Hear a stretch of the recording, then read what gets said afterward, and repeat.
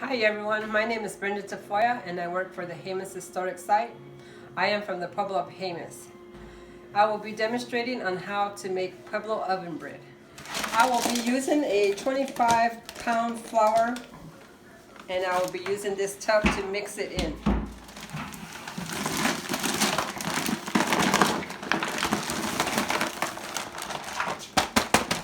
I will be using a 1-pound lard, plus I will be adding salt. Okay, once you put the lard into the flour, just mix it until it's all blended into your flour. After this is done, I will be adding 2 handfuls of salt. Excuse me, 3 handfuls.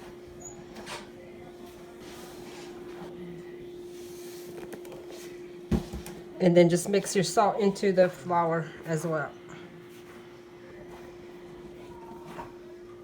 Okay, now I think the salt and lard are all mixed into the flour. And now I'm ready to mix my yeast so I can add it to my flour.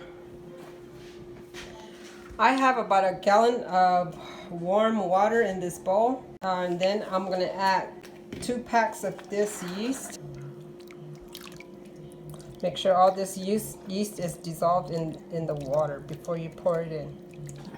Okay, once all the yeast have dissolved in the water, I'm ready to pour it into the flour.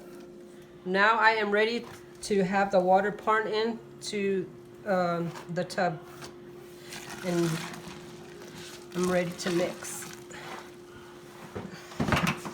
This is where your muscles come in.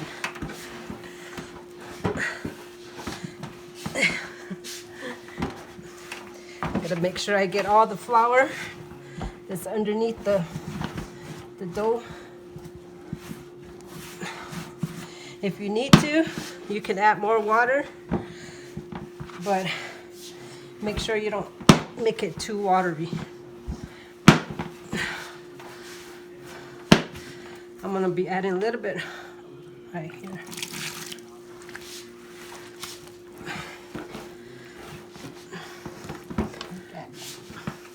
With mixing this 25-pound flour, you need help.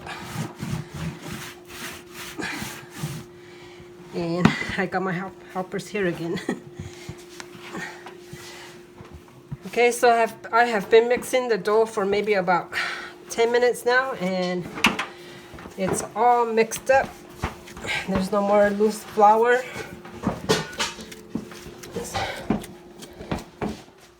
Okay, I am putting lard on top of the dough just so that the parchment paper that I am going to put on won't stick. There you go, and then you just cover it with a cloth, and then we'll see how it rises in the morning. Good morning, everyone. It's day 2 of our bread demonstration. As you can see, the dough has risen and it is now ready to be made into loaves. Okay, this is about amount of dough that I would be needing to make a loaf of bread. You just knead it.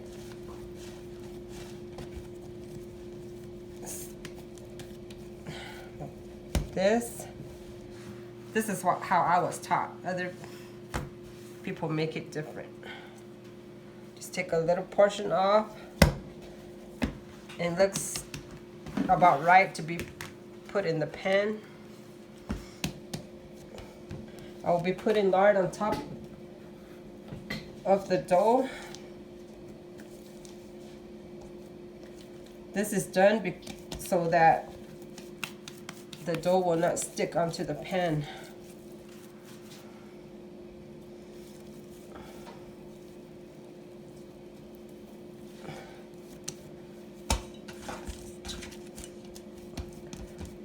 I will use all the dough to make this size of a loaf. It'll probably make about 13 loaves. With this one, I'm going to make a flour loaf. kind of press it down and get it wide.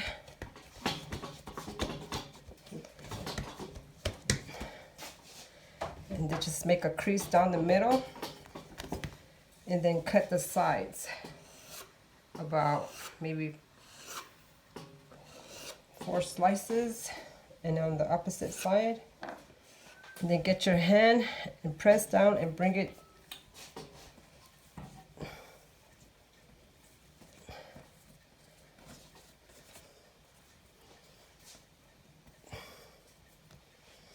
there's your flour loaf.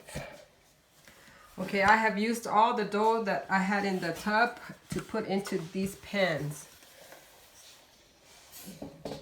And I will be poking them with the fork so that no air bubbles will form.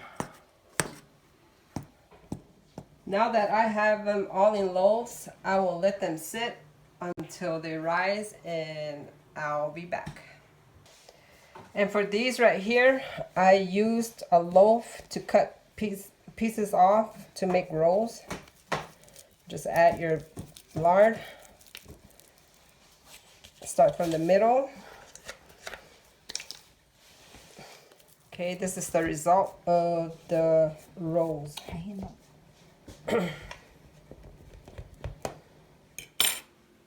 As you can see, the loaves have risen. Pretty soon we will be putting it inside the horno. As we let the loaves rise, I will be starting a fire in the horno to get it warm. As you can see, the horno is getting warm, but I will be putting more wood in as we go. I will be spreading the fire all along the inside of the horno and adding more wood.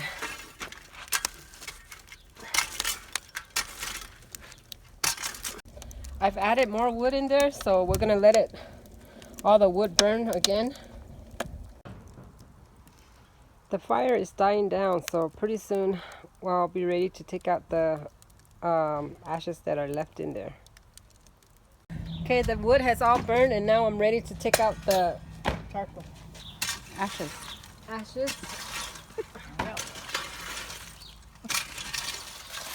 The coals are really hot, so she has to sweep it away from where I'll be inserting the loaves.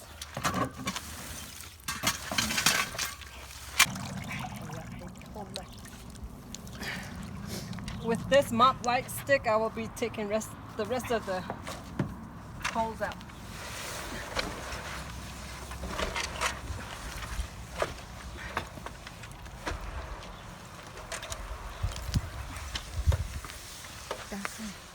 Okay, with the corn husk, this will determine if it's too hot or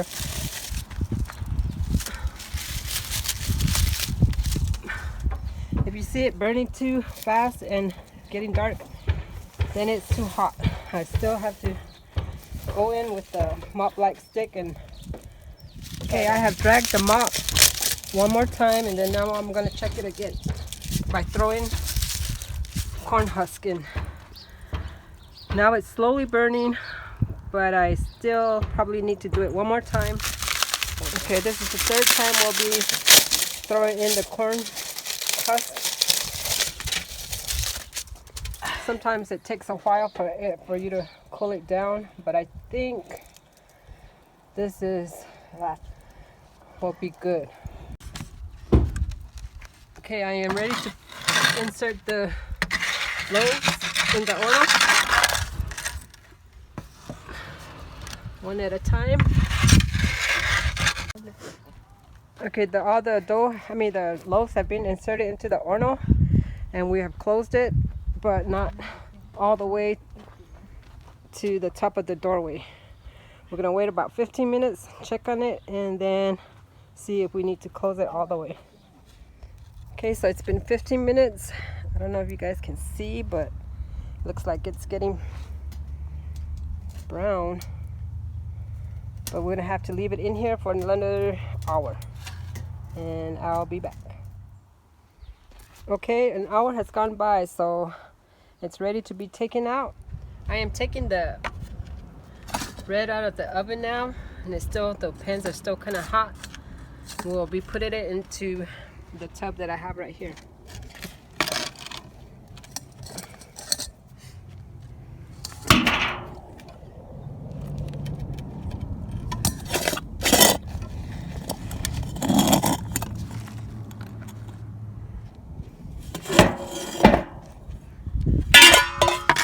Let me get some more out. It came out nice and brown.